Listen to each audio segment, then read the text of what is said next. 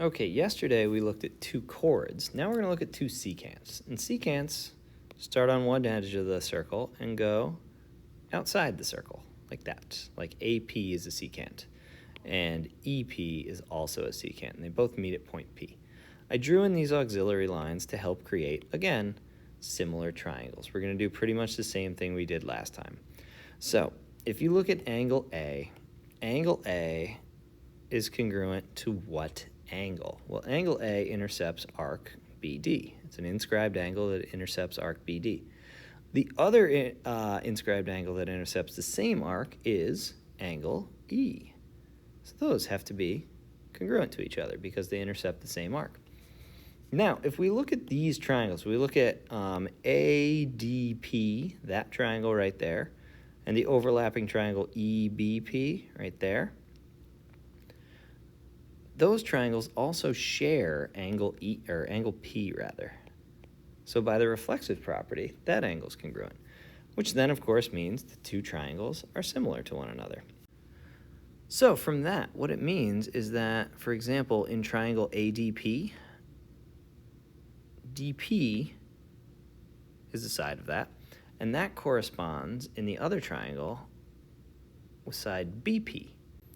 So we have DP over BP, and then it gets a little confusing to visualize because we're working with two different triangles here. So like in triangle ADP, which we started with on top, we have this side, DP. We're going to ignore the side I drew in. We're going to look at this side, AP. So AP in this triangle, which I know is kind of confusing because it overlaps with that. So AP would correspond in the other triangle with EP. So what you get when you cross multiply this, though, is you have like DP times EP equals BP times AP. And it helps to look at the secants themselves. So like, give me 1 second. So on the secants themselves, DP is the part outside the circle. So the outside part of one secant times the whole secant.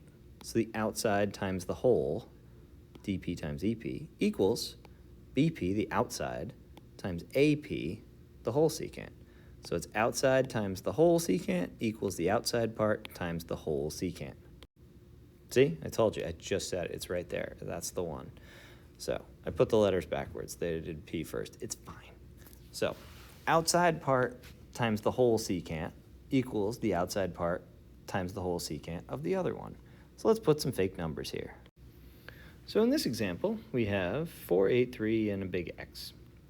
So what we need to do the outside part. So the outside part of the top secant is 4 times the whole secant. Well, we don't have the whole secant, but we do have 8 and 4. So you can just add those together to get the whole thing.